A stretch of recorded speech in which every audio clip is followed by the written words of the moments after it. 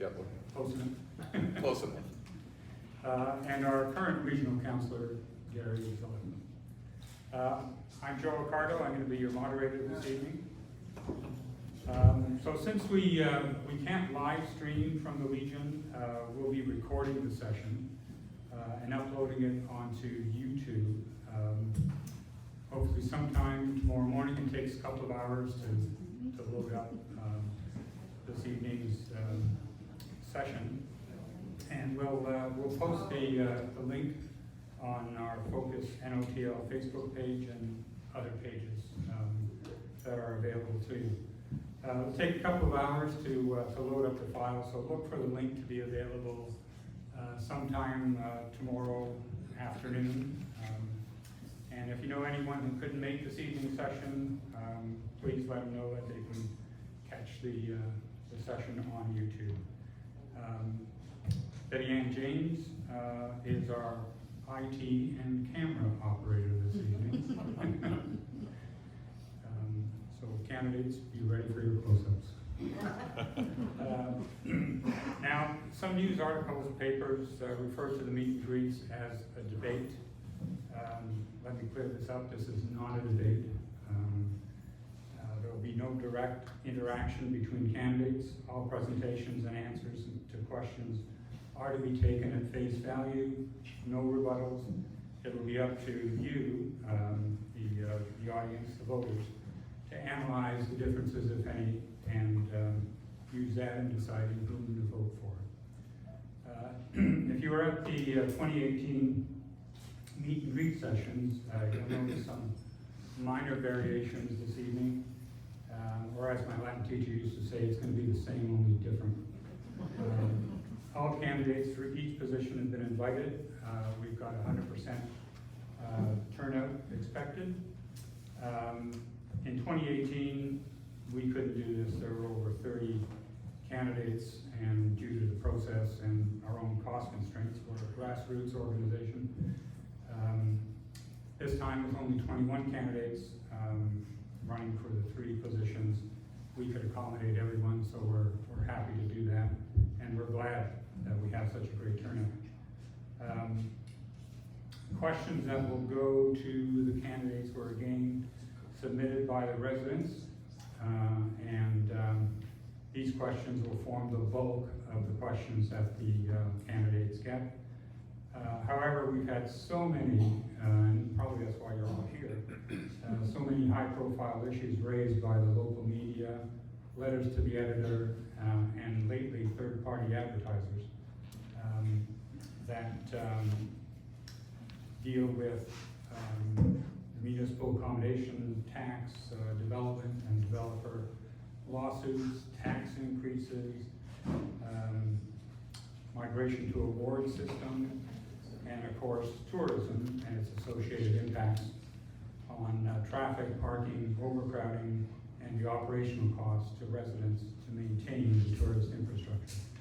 So we invited the media to submit questions, and we will ask one media submitted question for each session. The Lake Report and the Advance submitted questions, so we'll get to those later on in the evening. In order to ensure that all candidates have an equal opportunity to answer all the questions,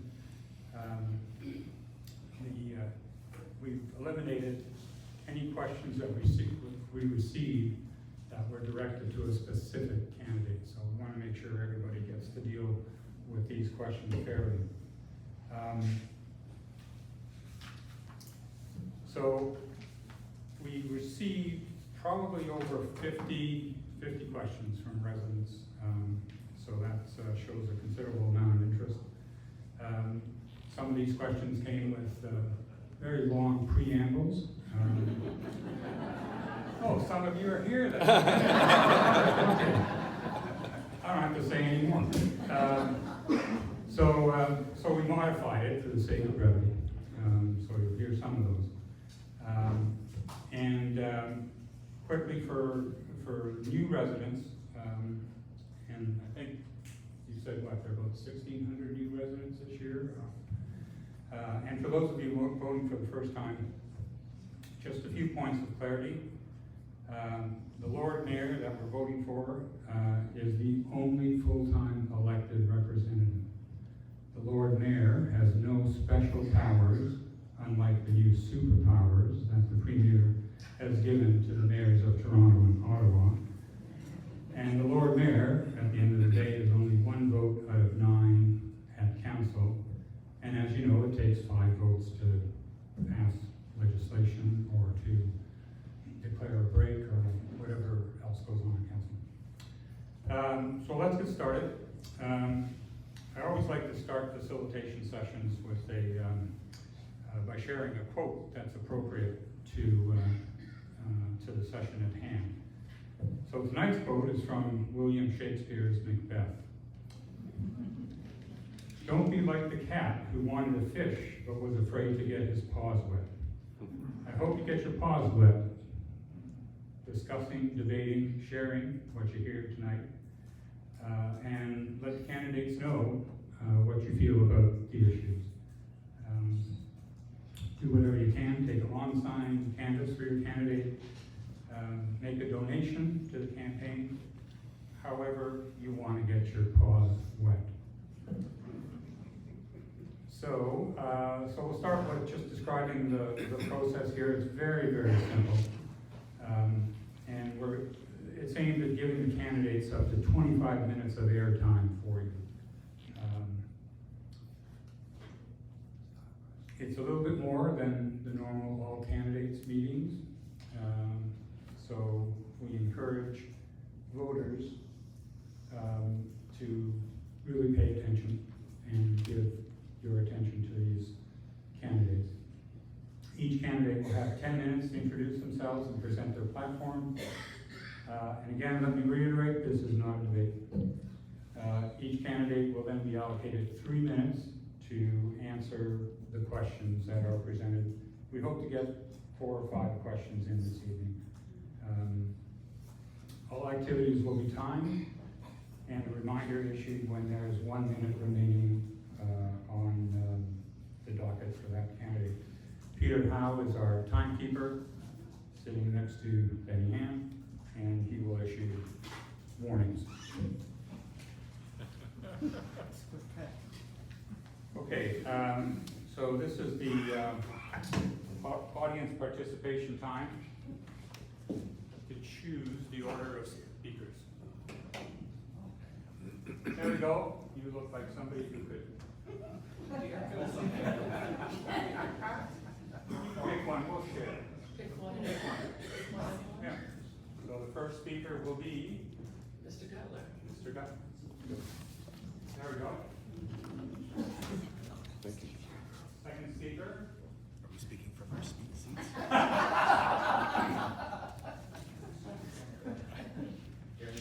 Gary Zaleppa, and that leaves. I can't imagine who. Just to show that all the names were in the chat.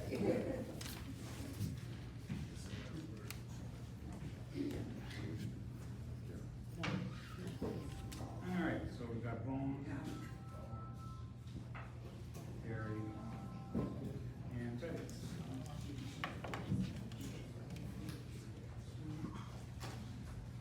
Okay, Vaughn, you're up. Thank you.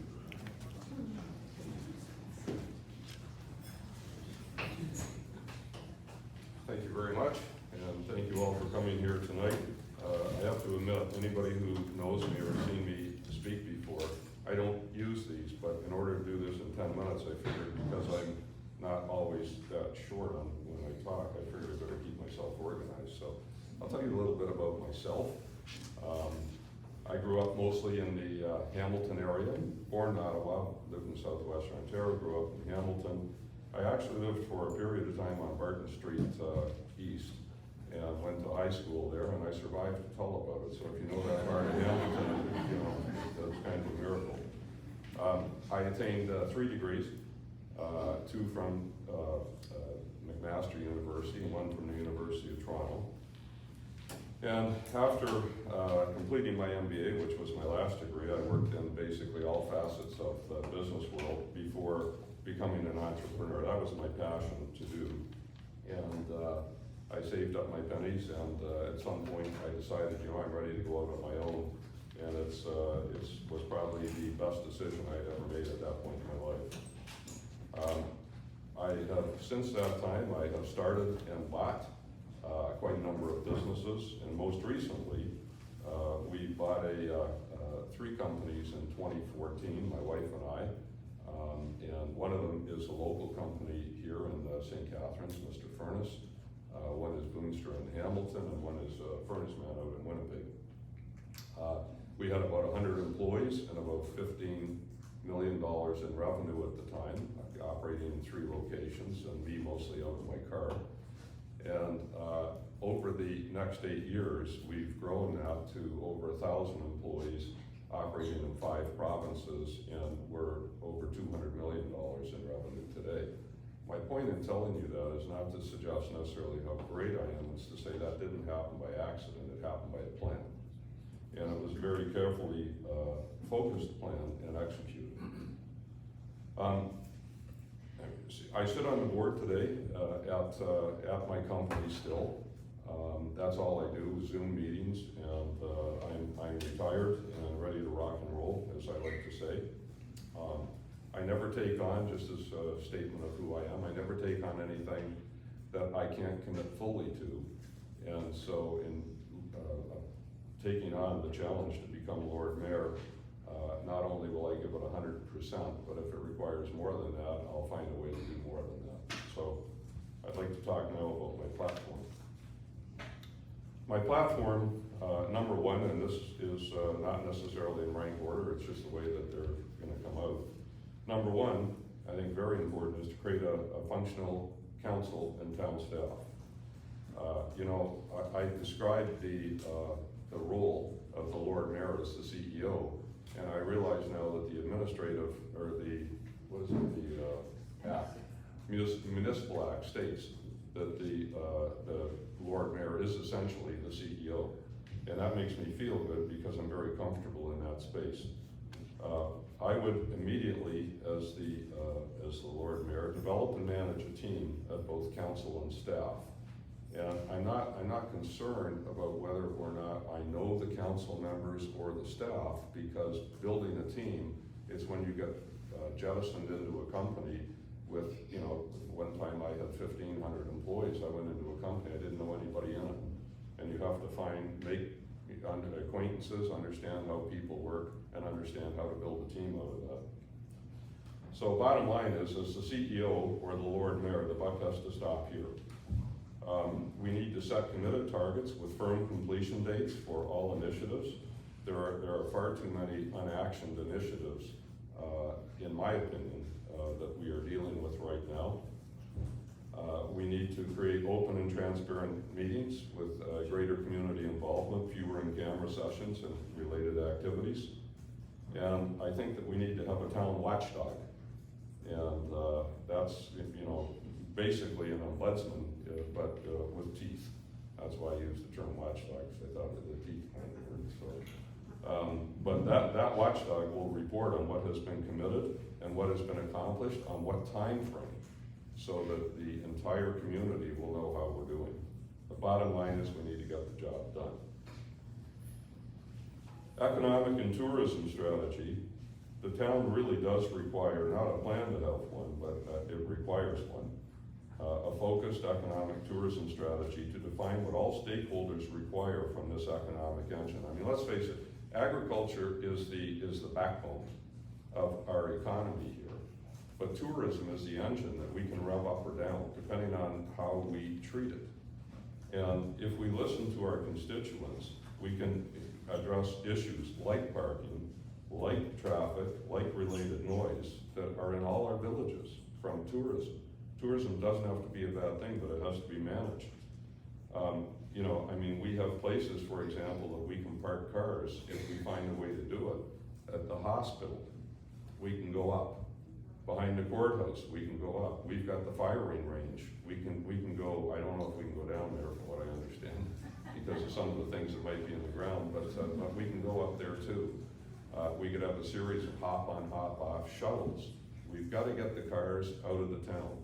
And we've got to make sure that the roads are safe for all the villages. It just has to happen. We need to talk to our hoteliers, restaurateurs, and business operators. What kind of tourism do we want? I mean, I hate it when people say with no disrespect, but I'm going to say it. With no disrespect to Niagara Falls, Niagara Falls is Las Vegas North with a pretty attractive waterfall. And they've created a tourism that works for them. It's what they have developed.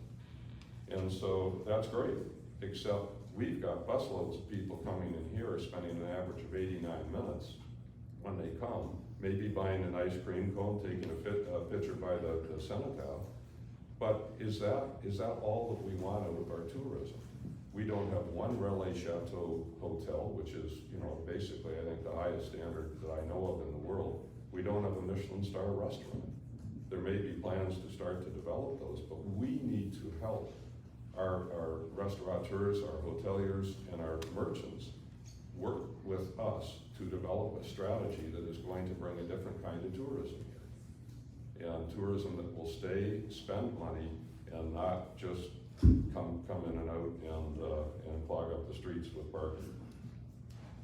Our farming community is a great opportunity for tourism, and I'll talk about it in a second, as is our winery industry. Two areas that I think we really need to explore, and they're very big in Europe, is agritourism and bicycle tourism, and the two are kind of highly related. If you're not familiar with them, in Europe, people are going to destinations to stay on a farm in a bed and breakfast and do farm to table and have the local wines brought in and everything, and they're riding multi-$1,000 bicycles. I mean, these are serious tourists, and they are going out to the Shaw, they're going to, I'm just using that as an example, but they're going to plays, they're going to other towns, they're going to restaurants, they're exercising while they're doing it. So, there's ways that we can bring additional economic activity to our farms, but we have to plan. We have to have bicycle lanes on our roads. We have to have clear and complete communication with all of the stakeholders.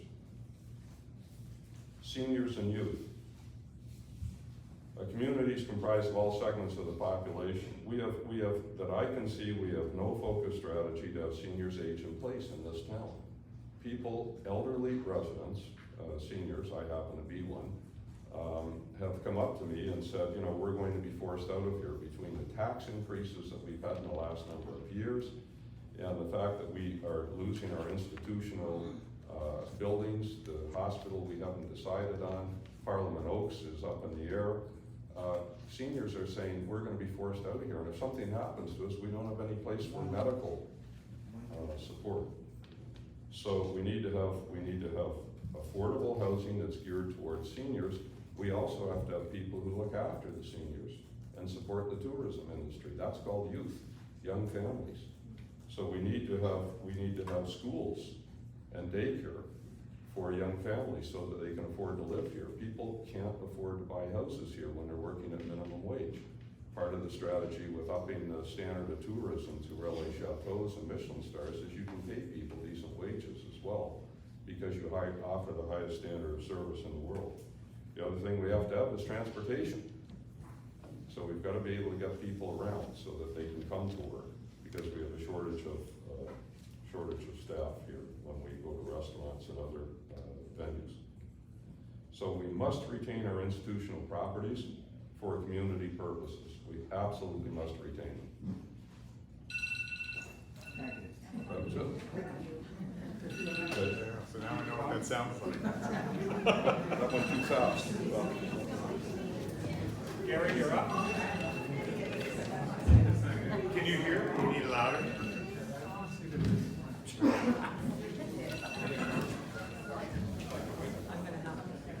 was going to say, can you hear that in the back of the room okay? Is that a little better? I know you were asking. You can hear that? All right. Good evening. Good evening, fellow candidates. Good evening, residents. Wow, it's a full house. It's intimidating, but it's also very exciting. We have standing room in the back. I even see some young people in the back of the room. That's fantastic. My name's Gary Zaleppa. As Joe mentioned, I'm your regional councilor the past 4 years. It's been a privilege. I've really enjoyed that immensely, but I'm here to talk about other opportunities that I wanted to explore. I'd like to tell a little bit about myself, because as talked about, there's a lot of new people that have come to town, and maybe there's some folks that don't know. So my family moved me here when I was a young teenager from St. Catharines. And at the time, I know I've told this before, but I thought it was the end of my life. I thought, oh my God, I got to play for a hockey team that doesn't like me at all. But anyways, it has worked out. My wife and I, Tanny, who's in the room, raised 2 boys in this town. They've grown up. They're both on their own, off to school, and one in a career as well. So we've been really fortunate in how that all worked out. So thanks, Mom and Dad, for twisting my arm to do that. But so I've been in school here my whole life. I went to Brock University. Tam and I bought a house about 5 doors away from where Mom and Dad lived, so truly didn't go very far in that regard, and we're still in the same property. And when I was at school at Brock, I started work at the Niagara Credit Union, which is now Meridian Credit Union. Met a lot of great people there. And while I was at Brock, I also got an opportunity to work in the federal government summer student program.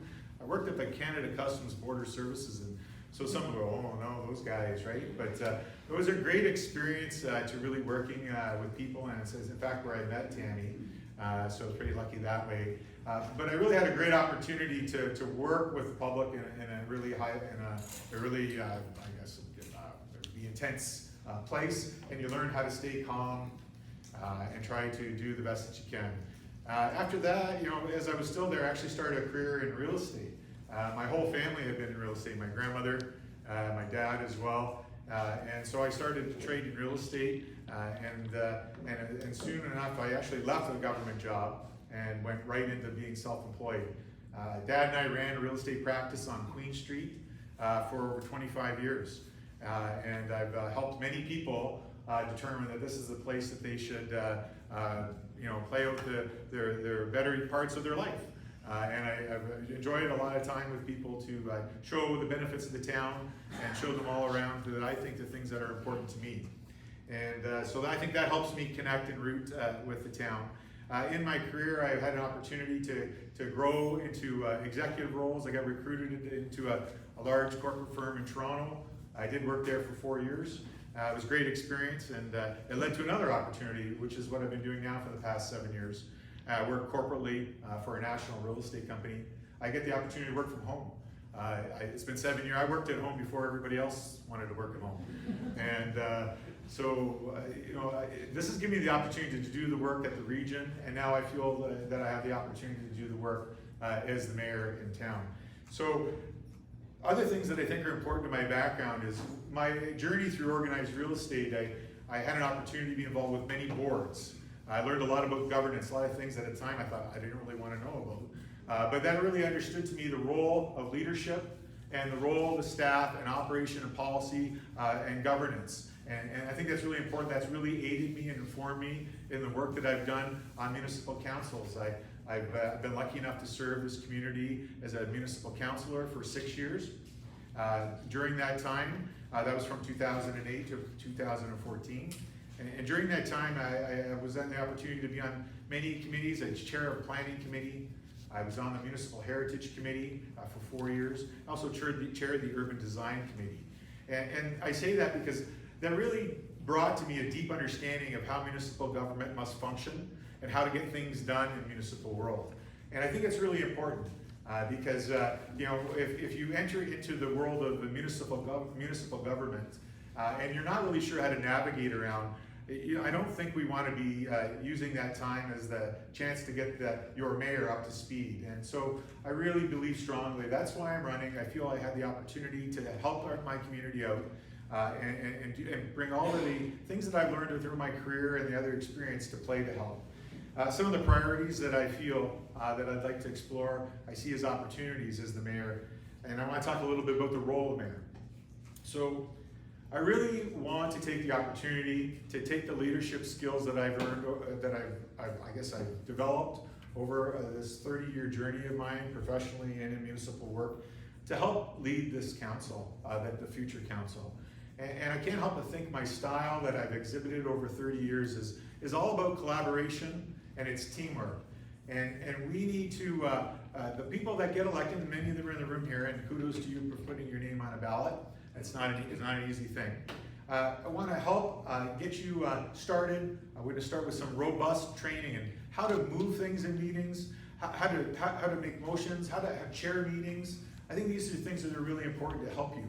And then we're going to get into a really robust and fulsome strategic planning session to set a vision that we can come around and rally behind.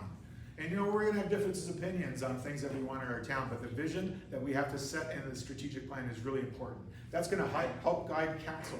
It's going to help guide council towards strengthening the operations of the town, because I really believe that there could be a greater clarity of focus in some of the main priorities that the town must put their resources into.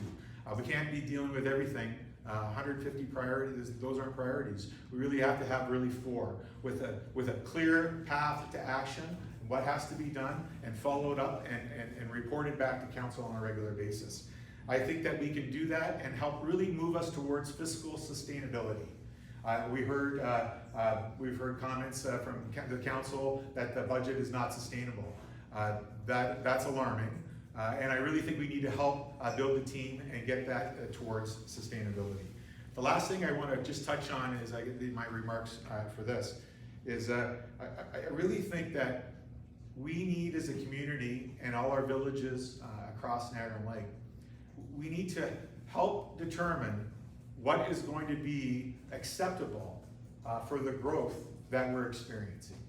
And I think we've had a really difficult time in dealing with that to date, because I feel that the guidelines that we have in our planning documents, the instruments that guide the council and also guide proponents of development, I feel they're too vague. And there is an ability for us as a community to start to bring those parameters in a little closer, so that when proponents do come forward with a proposal for development, whether that's an infill lot that we've seen many examples of, or a larger parcel that might be subdivided for townhouses or commercial industrial, that we actually have much more clarity for the proponent. So the proponent gets their application closer to those lines. And then when that happens, we can actually have a more fulsome public engagement process. Because today what happens, I feel, with the lack of clarity, the proponent comes in based on the suggestions from their consultant, and the guidelines are vague, and we get upset, rightly so, because it's not what we're looking for in our community, it's not what we feel is compatible with our neighborhoods, and it's going to be a little different in each of the villages that we have. So we need to go out right away within the 30 days of council getting elected to do a strategic plan, and then also go out to the communities in each village and say, what kind of development would you see here? What could you live with? Knowing the constraints and the pressures upon us, the housing crisis that we have, what can we live with and what does the form look like? And then we need to hear from the residents in the different villages that say, this is awful, this is great, this is terrible, I could live with that. And then we're going to correlate that and then put it into some planning documents that we can give that clarity to proponents so that we can move forward as opposed to just fighting everybody. 1 minute. And at times you do have to put the line in the grass, right? To say the sign in the sand, to say we're going to make a stand here. But I think if you have strong planning instruments, you can even do a better job at that and defend the town's position. So, my vision, as a mayor, from 4 years from now, I would want to sit here and be able to say, councilors that participated in this journey would say, I feel like my opinion mattered. We got some stuff done, and I actually would do it again. So that's my goal as the mayor, to help the council get to that. So thank you very much. I appreciate everything. I look forward to further questions. And again, thanks for coming.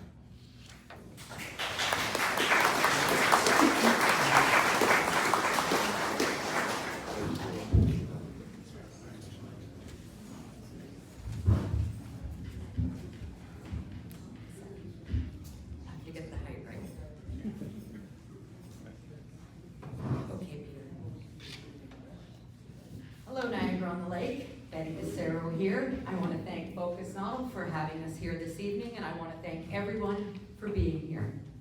And the reason I used Hello, Niagara on the Lake, Betty Disero here, is because during COVID, the 2 years that we spent in COVID, it was awful. It was frustrating and it was isolating. But this town, all of us, we didn't panic. We went into action. We stepped our communications with Hello Niagara on the Lake, Betty Disero here. We helped businesses every way we could. We all shopped local. We tried to keep the community engaged every step of the way. Our neighbors were helping neighbors. And still, through it all, we accomplished a lot. Municipalities, and I want to talk about 3 things that they're responsible for: budgets, planning, and infrastructure. So let's start with budget. This term of council, we will be leaving our finances in better shape than when we started. We created new revenue streams like MAT, or Municipal Accommodation Tax, so visitors are now helping to contribute to the cost of infrastructure. We required business cases from all departments for any new capital and operating requests for any expenditures over $50,000. We froze fleet purchases for the last 2 years. We purchased new budgeting software for $60,000, which allowed council to see trends in spending by department. And yes, we cut some budgets because our trending showed it wasn't being spent. So why would we budget it? As a result, we increased our reserves by $3 million and we cut our debt almost in half. So that means we're paying off debt from this term and previous terms of council. But there's still more to do. Next term of council, we have to get to a zero-based budgeting. We must complete implementation of the MAT, and we must continue to address the infrastructure gap. Planning. The vision we approved today determines what will be built tomorrow. Our vision, our mission, our goal is to protect both our natural and built form heritage, to maintain the village in each of our settlement areas, and to protect our vibrant farmlands. 4 years ago, we immediately listed heritage properties in St. David's and Virgil to protect them. We took measures to build a wording into our existing official plan to require compatibility in new infill developments, and we implemented a tree bylaw. Then, we rolled up our sleeves and your team went to work for you. We've started and are well on our way with our vision, the new official plan. And we are conducting zoning bylaw review, which regulates each property. And we are doing our tourism master plan or our tourism strategy. While we were all frustrated to have to wait for the region to approve their own official plan first, we have been able to achieve some wins for ours.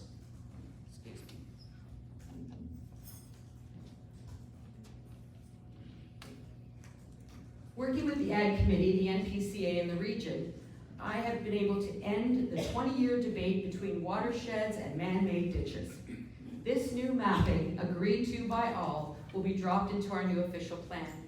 And second, and what I am most proud of as being a regional representative, is that I was able to negotiate with the planning commissioner at the region the ability to shift densities within Niagara on the Lake as long as we meet our overall target of 25% by 2051. Niagara on the Lake, we will be able to now determine where intensification should go and what it will look like. On our zoning review, we'll also take into account the new secondary suites as a gentle intensification and expand heritage areas and character areas. It will look at getting us back to contextual zoning that was removed in 2009. The old hospital site, as you know, we went through a process to get expressions of interest for that property. We received many: parking lots, hotels, hospitals, community hubs, senior assisted housing. But this property is so significant, we want to go back to you to help to determine what direction you want to go. We have to. It's your property. We approved the Glendale District Plan. It's a good plan that took into account green space, amenities, schools, and a main commercial street with a square. Before deciding where the buildings and development opportunities should go, we planned out our infrastructure. We are working on a secondary plan now, and the community will be part of that decision making. We approved our climate change adaptation plan that will help us reduce our carbon footprint. Infrastructure. In my opinion, we are not a business, we are a community. While we watch our dollars, our commitment to all of those who live and work in Niagara-on-the-Lake is an improved lifestyle and enhanced opportunities in tourism, agriculture, and our business sector. We expanded our nursery school at the community center. We supported a 24-hour daycare and recreation space for youth at the new Central Community Church. We completed parks and parks improvements in all areas of Niagara-on-the-Lake. The Cannery Park, the Queenston Common, basketball and playground equipment in Glendale, the skateboard park in Virgil, the new tennis courts, the Old Town, and just today we announced disc golf. We completed phase 1 of the Heritage Trail, and we're well on our way to phase 2. We installed a community garden at Niven Park and encouraged Parks Canada to open the off-leash area for dog walkers. We connected the cannery development to the rest of the village of St. David's with a path. But there's still more to do. We need to create more diverse activities for our children, and we need to start our recreation master plan. Most important, we need to acquire the funding from upper-tier governments for the St. David's pool and meeting space. Ours is earmarked. We need theirs. Transportation. We completed the transportation master plan and sent it out for community input. So now, next term of council, we have to revise the transportation master plan to better suit community needs. And most importantly, we need to exhaust all alternative solutions to the St. David's traffic before the region puts in the roundabout, or so the region doesn't have to put in the roundabout. Highway 55 in Virgil will be reconstructed in 2023 for better traffic flow and more pedestrian village feel, including buried hydro lines, wider sidewalks, trees, and parkettes. We approved joining the Niagara Region Transit System, and thanks to the hard work of our CAO, we have a fair funding formula. It will start to roll out in 2023. We effectively worked with all business sectors to safely navigate the perils of COVID-19 by quickly establishing outdoor patios to help keep restaurants open, creating Shop Notl, and the Town Ambassador Program. And more recently, we deferred, not waived, development charges for industrial development to create more diversity of employment opportunities and options for everyone. The one regret that I have is that Mayor Redekop from Fort Erie and I were not able to convince our regional colleagues to continue the heritage and cultural grants for Niagara-on-the-Lake. So next term of council, I believe we have a responsibility on town council to look at a way that we can better assist our performing and visual artists. They are our culture. For the agricultural community, Mayor Easton and I were instrumental in having development charge waived for help houses at the region. And I worked with Councillor George Dart, to get exemptions for the farming community to draw and dispose water should Ramsar go ahead. I ensured that there was no changes to the greenbelt boundaries. We have an irrigation master plan, and we need to lobby the federal and provincial government for funding to declare it an infrastructure. My wish for Niagara-on-the-Lake is the village centers in each settlement area: Queenston, the Queenston Common, St. David's, 4 Mile Creek and York Road, Virgil, Highway 55, Glendale, Main Street, and Old Town is Queen Street. They should be vibrant, pedestrian-friendly, and celebrating our culture and heritage. We are on a good path. We will get there. Please stay with me on this journey. We will get there. I ask for your support on October 24th. Thank you.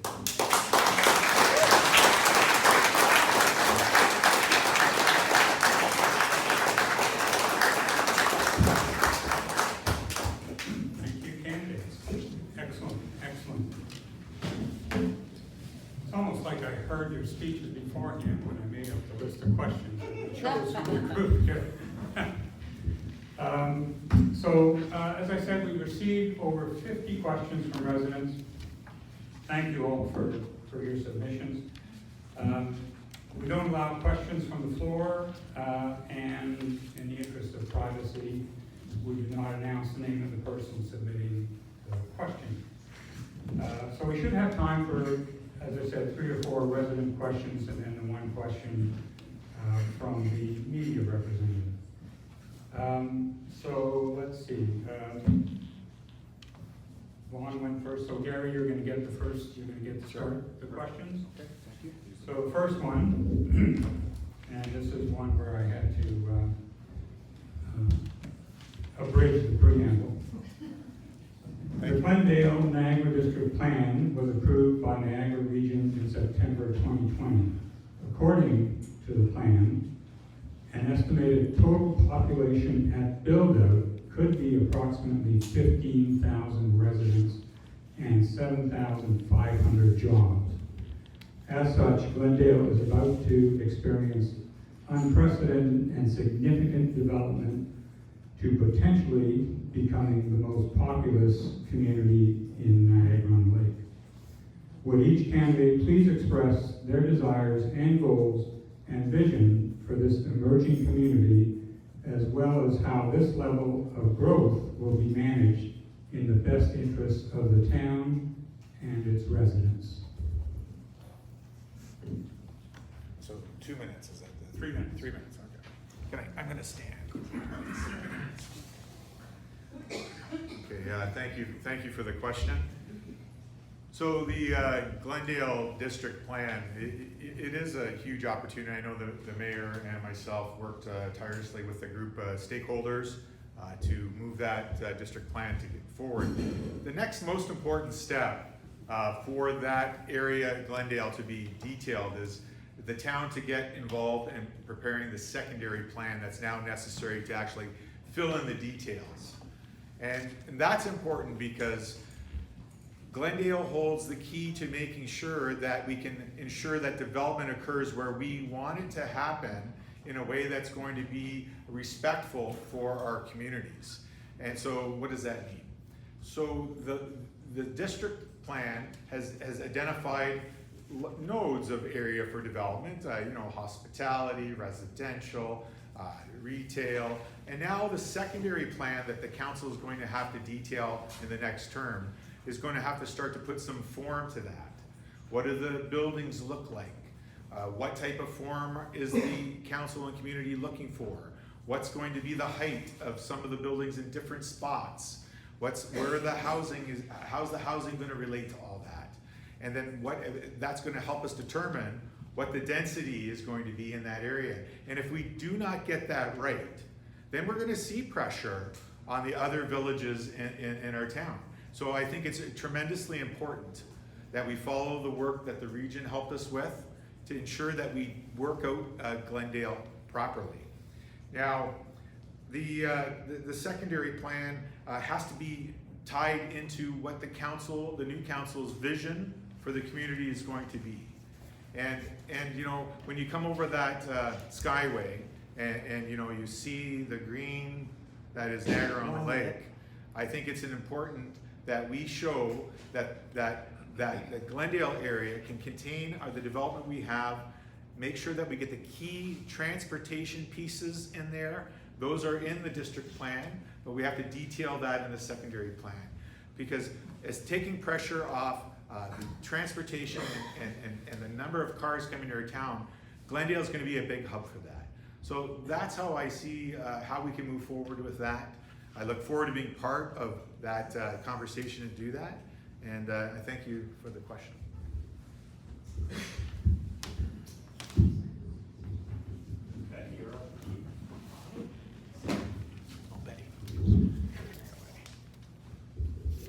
Thank you.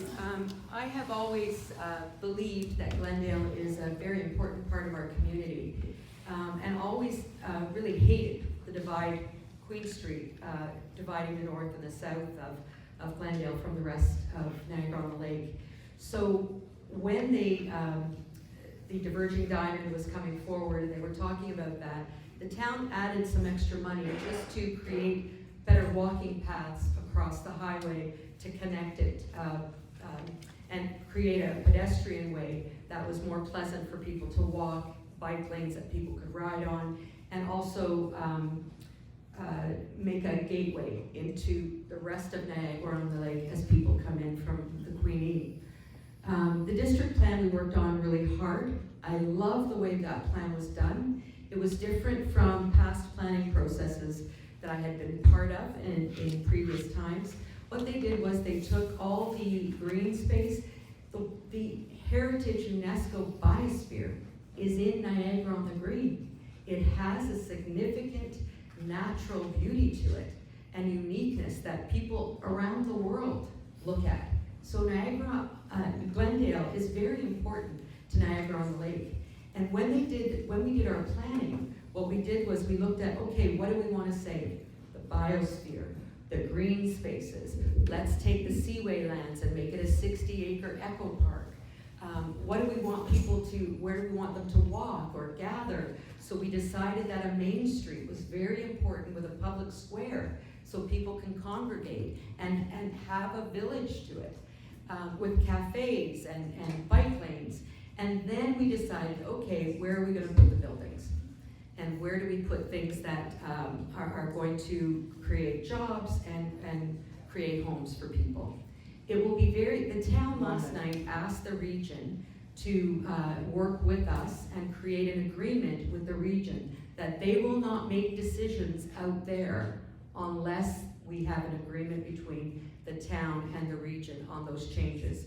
We will keep a watchful eye that it's not overdeveloped, but it is developed in such a way that people can easily enjoy living and working and in that area without big high-rise towns, because that would not be a good thing for Glendale. So I'm really anxious to see how the region and the town will work together to create the secondary plan.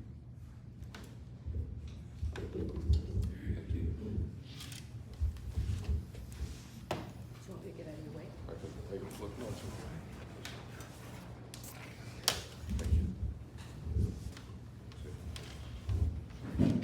Well, thank you for the question. With respect to Glendale, I probably candidly have the least knowledge of the candidates here as to the exact processes that have been gone through to this point. The residents with whom I've spoken have stressed that they would very much continue to want to be involved in whatever we do.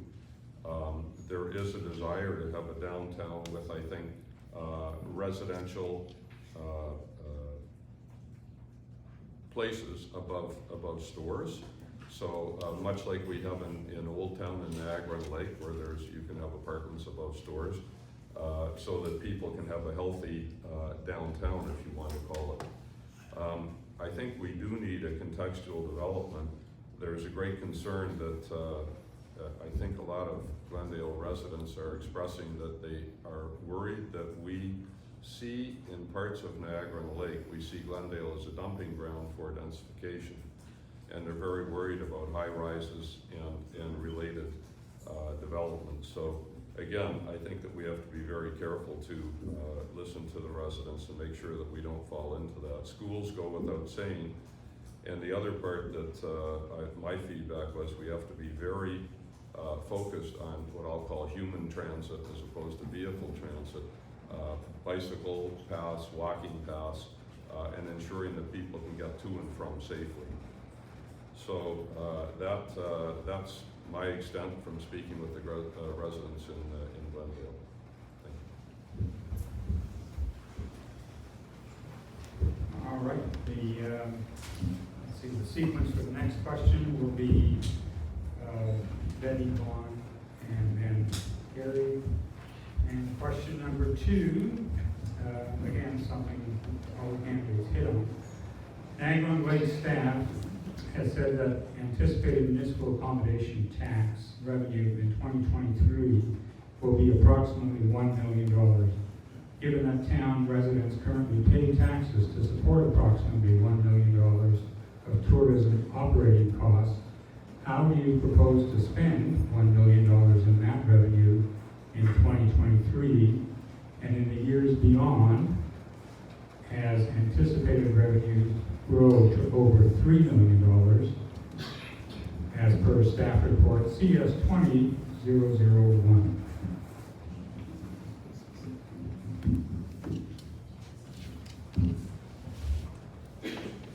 Okay, well, thank you very much for that question. As most of you probably know, I've always been a supporter of implementing the municipal accommodation tax. It was a hard road for me. It took me about 3 years to convince the majority of council that this was something we needed to do. Every municipality across the province is suffering from what they call an infrastructure gap, where infrastructure is aging and the taxes, particularly from residents, are not able to keep up with the cost of maintenance and repair, let alone new construction. So I always felt that a town of 19,000 people should not pay for a vacation spot for $2 million. So I've always been supportive of having our tourists or our visitors help us to pay for that infrastructure that we need for them, in particular, like public washrooms, bike lanes, and other things. So when council decided on the municipal accommodation tax that we were going to implement it, the first $1 million, what we did was we decided that we would split as required within the act or the enabling legislation from the province that allows us to collect it, was we were going to split 50-50 and keep 50% of that for municipal infrastructure repairs, and then the other 50% would go to our tourism marketing, or our DMO is what the province calls it, but to tourism Notl, to target markets for groups that they wish to have promote to come to Niagara on the Lake. We are going to be working on a governance structure as to how they will spend that money, and we'll be working on a criteria as to how we will spend that money. Like, does this project meet the criteria that we're collecting it for? Or a governance structure on the other side with the DMO or the marketing group on what their roles and responsibility will be in terms of promotion. We're going to have that discussion. We're getting a group together of residents and business people to determine that, but it could be possible that, or should be possible in my opinion, that events, any type of marketing would all come from the DMO's funding and not from the towns. So that's it. I don't know if I took up 3 minutes, but.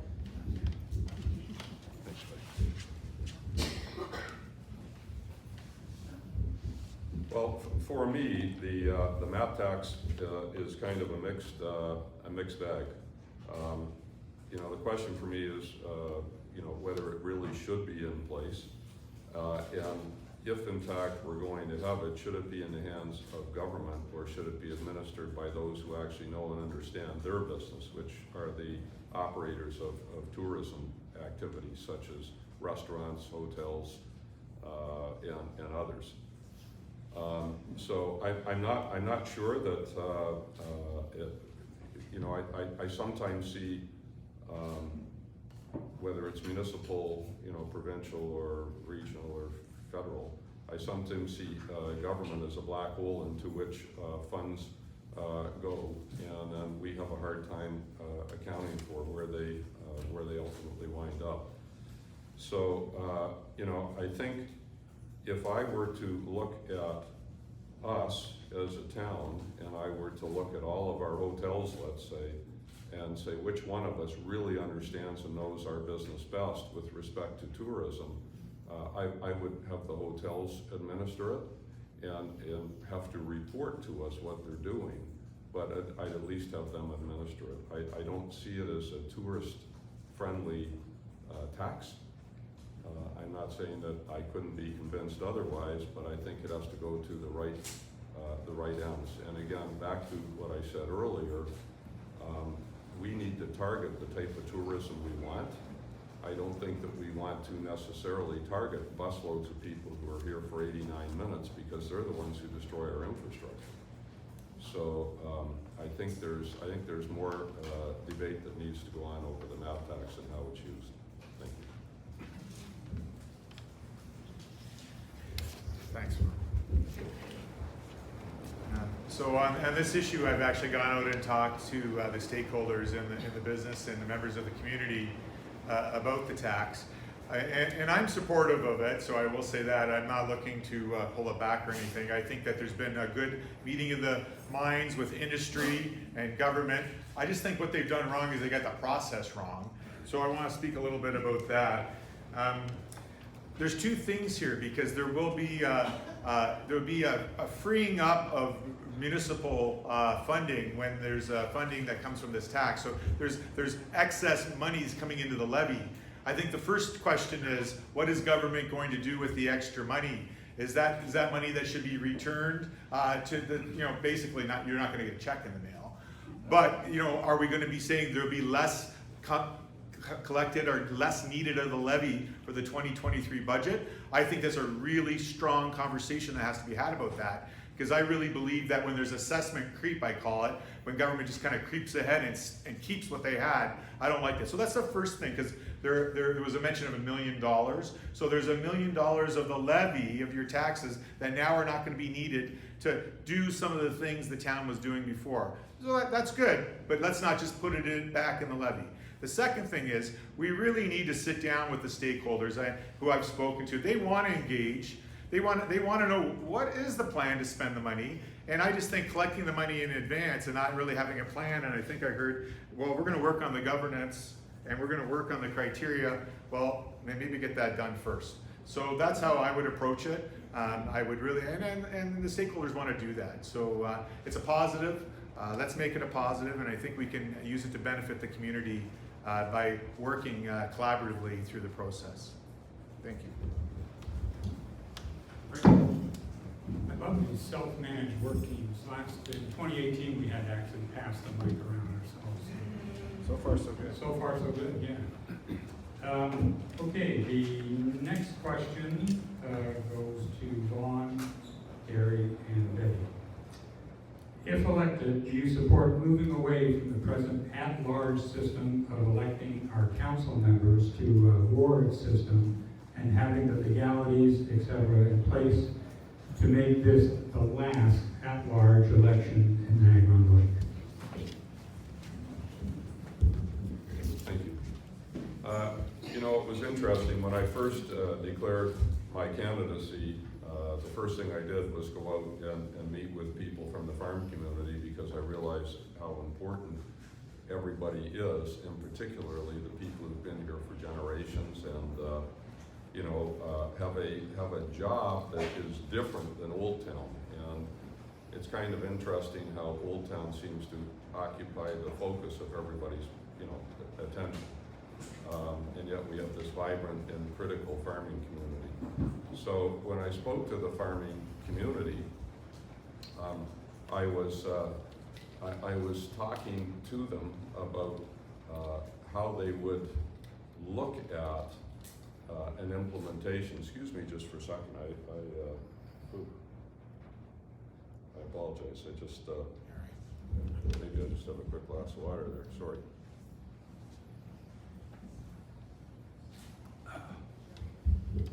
Yeah, I'm good.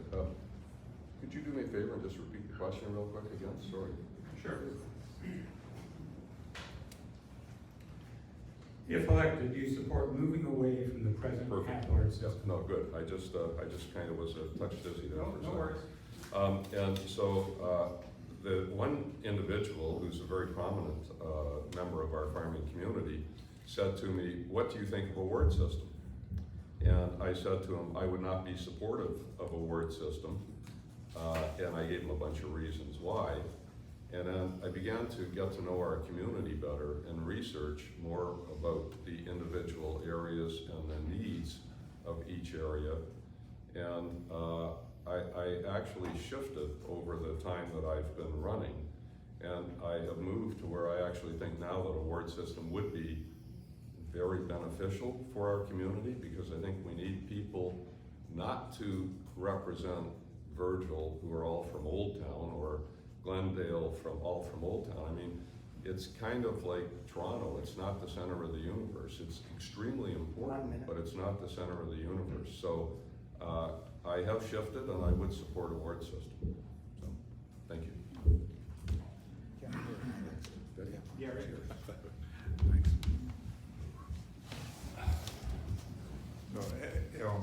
as of today, I'm not a proponent of moving away from the system that we have. But I am about process. I'd like to understand how it could impact and be a positive influence to the community engagement process.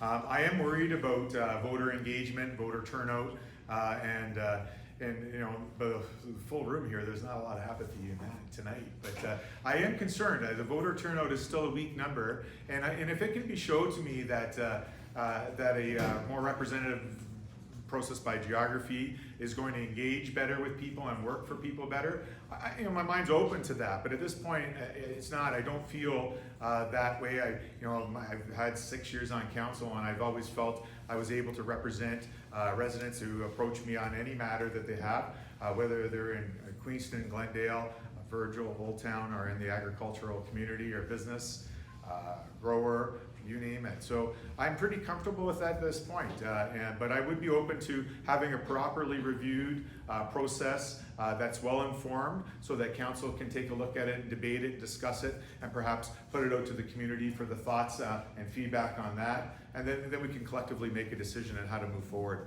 That's how I would suggest doing that. Discussed this before, and here's where I'm torn.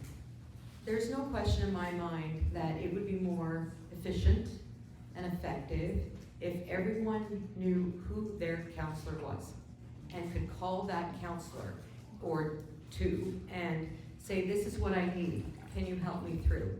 And that counselor would work through the process or through the system with them to assist. My only concern about going to a system like that is that if, let's say last term of council, not this term, last term, when we were discussing the RAND and whether or not it should be built out, there was no accountability. If we had a ward system, there would be no accountability from roughly 6 people on council in terms of the RAND, or if it was something in Virgil, in terms of Virgil, because their thought, and it's human nature, their thought would be, how do I just please the resident of that community I'm representing?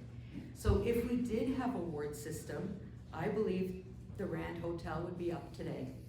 I believe that we would not be working in a cohesive way with everyone thinking about all the community and how do we make a better community, not just about their neck of the woods. So I was really torn on this, but I would like to work this term of council coming on getting representatives to identify themselves as, and put it out there. If you're in St. David's, call Adriana Cater or Richard Mell, or if you're in, Virgil, call Maria Mavridis, or 1 minute. The people that are representing or that could be representing those areas. I've been a big promoter of trying to get people from different areas to put their names forward, and I believe by identifying different people for different areas, once we're all elected, will help. But having people not be accountable to everyone in Niagara-on-the-Lake, it worries me.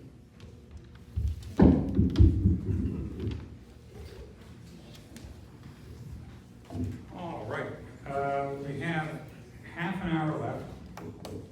We can do one more question, and then that leaves about 15 minutes for the greeting part of the meet and greet, or we can do 2 questions. Oh, I wanna Whatever schmooze. you guys want. 2 questions? No, I'd like to Okay, go let's, see a few people. I'll make the executive decision, we'll do the greet part. So We we'll do one disagree, more. we must be dysfunctional. Yeah, that's it. We'll do one more question. Let's debate it. Okay, it's debated. Just having fun. Yeah, not tonight, No, it's not maybe, fun, maybe just on another democracy at evening. work. Okay, so this question then comes from the Advance. The Niagara Lake Advance, I guess that's the official name of the paper. Development continues to be a municipal issue where effective solutions are difficult to find. between public backlash to a handful of projects, differing opinions on intensification targets, questions around how town staff and councilors communicate on these development applications, and costly disputes at the Ontario Land Tribunal. How do you believe the town should move forward to address these complications and gain some control of the development situation? And who's starting this one? This is Gary, Betty, and Vaughn. Great, thank you. Fall over the chair. Okay, so thank you for the question, and thank you to the advance for that. And I talked about this in my introductory remark. I really strongly believe that we have not taken the opportunity to really tighten the development guidelines for our community. When I left the council back in 2014, we had teed up a process that the official plan would get started and get done in the next term. Well, we're not done there, and I want to talk a little bit about it. That there is a draft, but unfortunately, it's not congruent with the provincial policy statements, and therefore the region of Niagara can't approve it because it's not congruent. So it has to be sent back, and so there's an opportunity to do that. In February or March 2020, a letter was sent to the town from the region expressing the 4 points of incongruity of the official plan, and that they could get their work done and perhaps move ahead on it. That wasn't done. I would have maybe done something differently if I was on the local council. But at the region, we were busy, and in that time, we ended up getting the entire regional official plan done. And now that's going to be helpful, thanks. It's going to be helpful because it's going to inform the town's plan. But we really need to set these guidelines and get closer to what developers need to bring to the table. Because right now, our plans are old-fashioned, and the planners and the developments coming in along with the provincial guidelines, and it's not meeting the community needs. And so to get better to the community needs, we got to get specific with what our guidelines are. The applications are going to have to come in closer, and therefore our staff will be chasing their tail all the time. They'll be able to work within those tighter guidelines, give better guidance to developers, and as a result, we also should not have to be battling at the tribunal or in court, because their clarity is going to be in our model. Does that mean I'm done, or? No, 1 minute. Okay, thank you. I didn't want to be rude and keep going, but then that way we don't need to continue fighting. There'll be clarity in our rules. And if we do have to fight one that we don't like, we have really strong guidelines to take to the tribunal or to the court. And right now, our guidelines are wimpy. So we go there and we fall on our sword. And I think that's a huge mistake. So that's how I see things being done differently. And that's a difficult conversation to have, to figure out what kind of development is good or you're comfortable with in our community. It's not going to be easy. We do need to go out to every village and say, what do you like here? What parcels are large that are vacant that we're going to have to deal with? And what if you saw this kind of building, or if you saw this kind of development, what would be your reaction? And then we're going to kind of digest that and put it in a report, and then find out where the main things are that we can live with, and then put that into policy. And that's the kind of exercise that we need to get done. Thank you. I don't know. I'm not sure. Vaughn? Yeah. So, well, I agree with much of what Gary just said. This one's near and dear to my heart. I think that we need to switch the whole game here. I think that we need to have a delegation go to the provincial government led by the Lord Mayor and be able to find out, I don't know who it is, this is not what I've done for a living, so I don't know who I'm going to, but I know it'll be related to housing and infrastructure, etc. And make the case that Niagara-on-the-Lake is a very special and unique township, and it does not meet the densification requirements that are placed on Maple and Vaughn and God knows where else. I mean, we should not be in the same league as that. We have the same densification requirements as Thunder Bay does. Why? We're an agricultural community. 6% of the land in Canada is arable. We have a nice chunk of it here. What are we gonna do about that? We do have all of our heritage buildings and our culture here, all the different villages. Why should we accept that? Because if we do, we're just gonna fight all the time, or we're gonna hate it. It's gonna happen and we're just gonna hate it. So for me, one of the very first things that I will do as Lord Mayor is get that group together and march off to Queen's Park and find out who we talk to begin to make the case as to why we are different. The second thing that I believe is that we absolutely can be a UNESCO heritage designated community.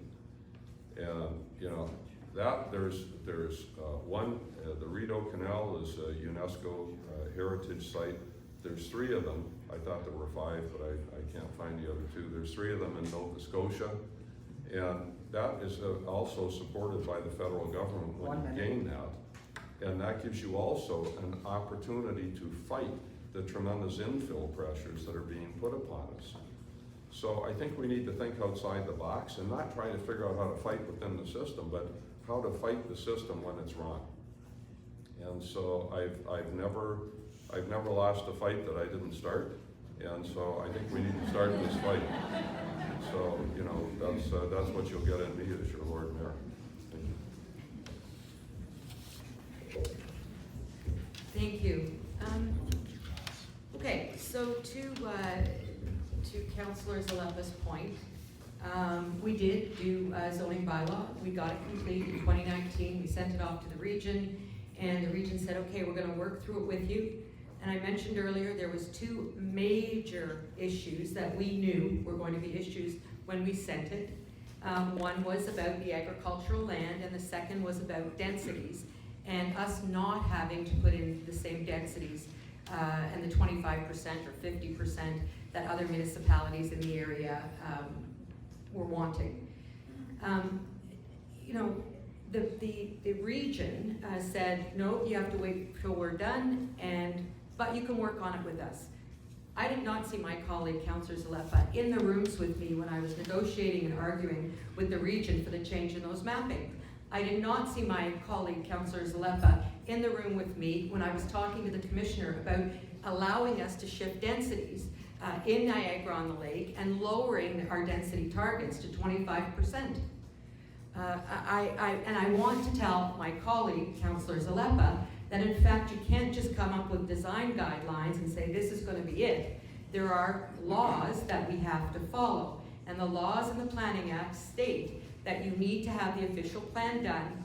You need to, within your zoning bylaw, put in those densities, put in those designs, either through a community permit process or right in the zoning bylaw. So I don't know how you're going to just come up with, oh, let's come up with designs, and we're going to talk to the developers, and they're going to do what we want. I don't buy it. And the idea of UNESCO is a great idea, but it comes up about once every 20 years. We were there about, I don't know, last term of council, I think Paolo was in the back of the room, was it 2018 or 2017? We applied for that UNESCO designation, and we were refused at that point. So yeah, in about the next 18 to 20 years, we can go back and ask for a UNESCO designation. So there are rules that we have to follow, and there are timelines that are not available to us. If we could secede from the region, happy to do it. I think I asked that last term of council. So anyway, I won't take up the rest of my 3 minutes. Thank you, and I look forward to talking with everyone individually. All right. Actually, the question of leaving the region did come up. I just didn't ask it. Okay, so let's adjourn to the greeting part of the meet and greet. You guys were great. Thank you very much.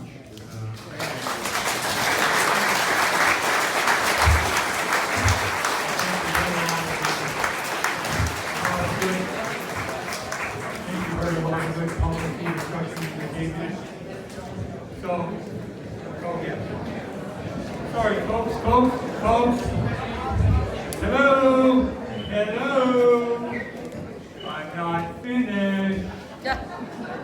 you. So, I just want to say that the Legion has given us a favorable rate, and we encourage people to donate a loonie or two, toonie, as you leave,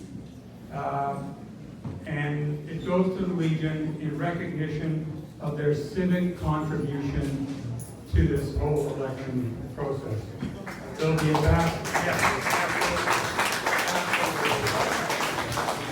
there'll be a basket at the back. Please drop your coins in that. We also ask that you please share your comments in confidence. I mean, this is so rude, people. Really.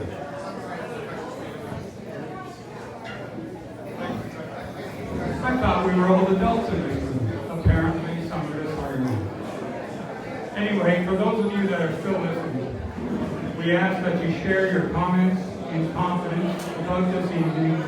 Tell us what you like, tell us what you didn't like. Give us your feeling on the candidates. There will be cards at the back of the room by the donation basket. Please pick one up. It has our email address